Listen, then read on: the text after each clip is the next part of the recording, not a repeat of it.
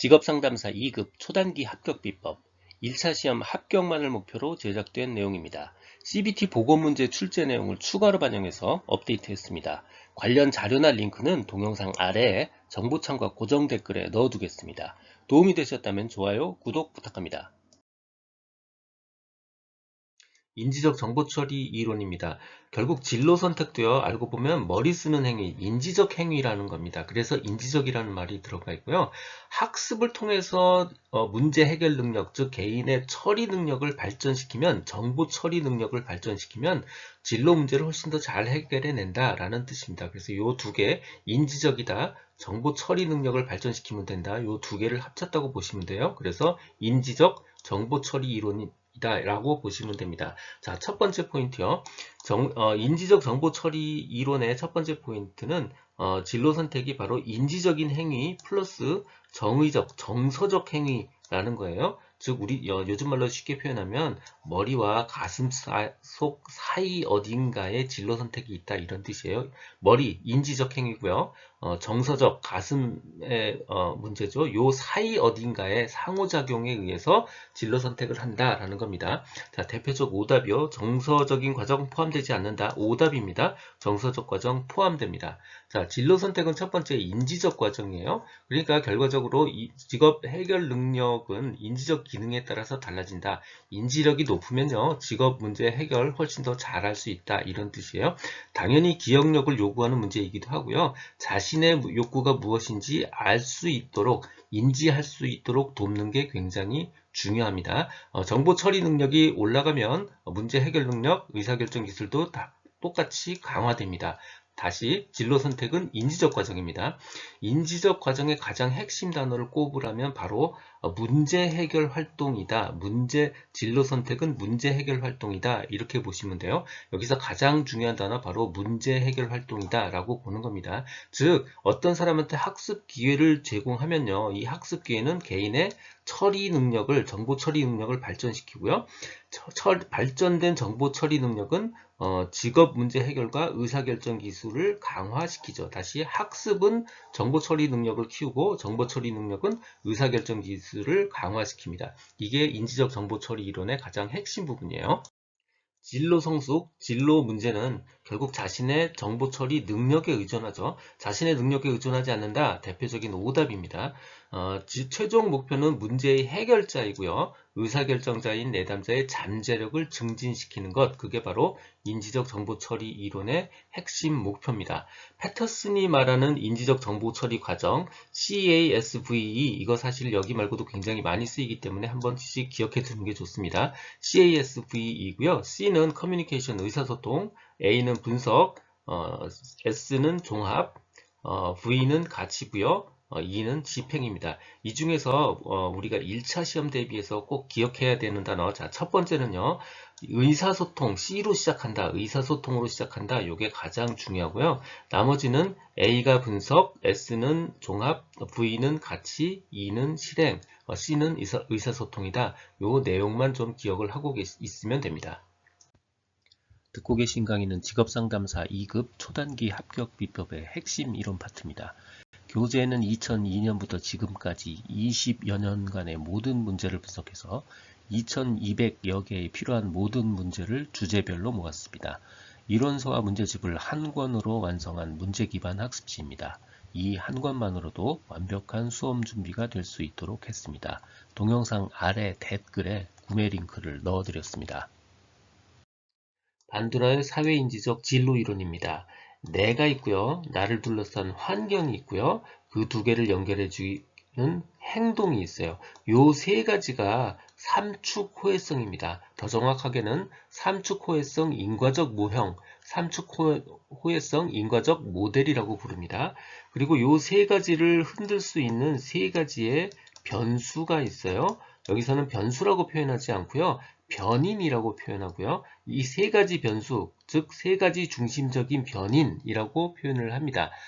그래서 우리 사회인지적 진로 이론의 가장 중심적인 목표는요, 행동에 영향을 주는 구체적인 매개 변인, 즉 세 가지 중심적인 변인을 찾는데 목표를 두고 있습니다.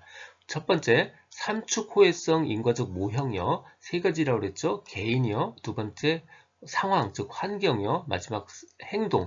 요 세 가지의 상호작용에 의해서 진로 발달의 역동적 주체가 되는 거고요. 똑같이 반복되는 거예요. 개인, 즉 개인적 신체적 속성을 이야기하는 거고요. 상황, 즉 외부 환경 요인을 이야기하는 거고요. 행동, 즉 외형적 행동의 상보적, 상호보완적 인과관계를 이야기하는 겁니다. 이게 바로 삼축 호혜성 인과적 모형, 삼축 호혜성 인과적 모델입니다.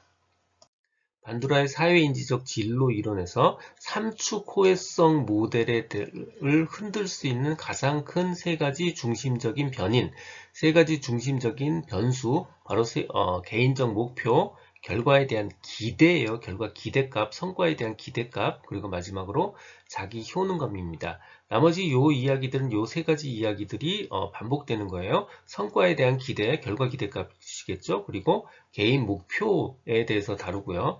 자기 목표가 있고요. 네, 목표가 있고 얻을 수 있는 결과가 있고요. 결과에 대한 기대값을 이야기하는 거고요. 자신의 능력에 대한 믿음, 결국 자기 효능감을 이야기하는 겁니다.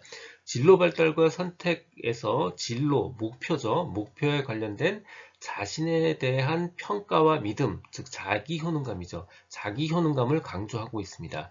자, 여기서 우리가 주의해야 될 오답의 케이스요.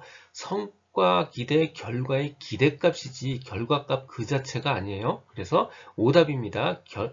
자기 효능감, 수행 결과, 개인 목표다 라고 얘기하면 오답이에요. 수행 결과가 아니고요. 수행 결과에 대한 기대값입니다. 기대값이 빠지면 오답이에요. 자, 반두라가 가장 강조하고 있는 바가 결국 자기 효능감입니다. 자기 효능감이란 결국 자신에 대한 믿음이에요. 그래서 자기 효능감이 있으면 과제를 시도하게 되고요. 즉 과제 시도 여부를 알 수가 있고요.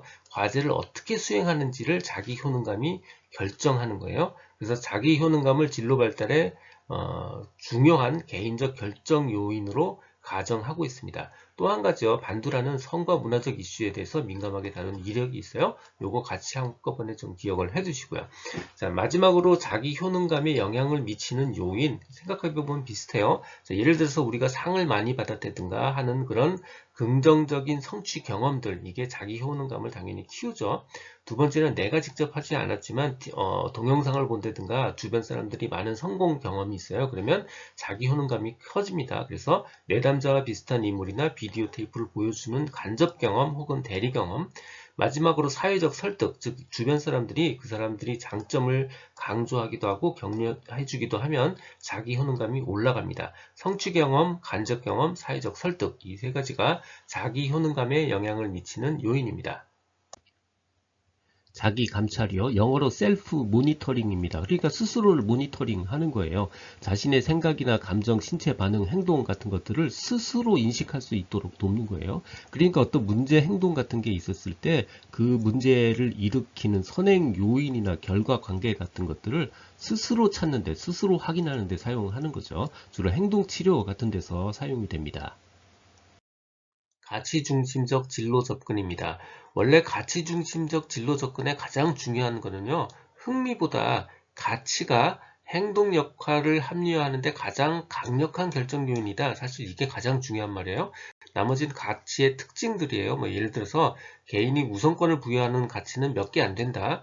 가치는 학습할 수 있다. 뭐 생애 만족은 결국 가치들을 만족하는 것이다. 뭐 이런 이야기들인데 실제 문제는 가치하고 관련 없는 생애 역할에서의 성공에 관련해서 문제가 나옵니다. 그러니까 결국 여기를 집중해서 보셔야 돼요. 자, 생애 역할에서의 성공은 학습된 기술, 인지적, 정의적, 신체적 적성 등 다양한 요인들에 의해서 결정된다. 굉장히 평범한 이야기일 수도 있어요. 다시 생애 역할에서의 성공은요, 학습된 기술, 그 다음에 이러이러한 다양한 요인들에 의해서 결정이 된다. 라는 게 바로 가치중심적 접근, 진로 접근에서 나온 하나의 명제고요. 실제 오답의 예를 보면 다양한 요인이 아니고 외적 요인에 의해서 결정된다. 혹은 이런 신체적, 정치적, 정의적, 신체적 적성을 제외한 요인들에 의해서 결정된다.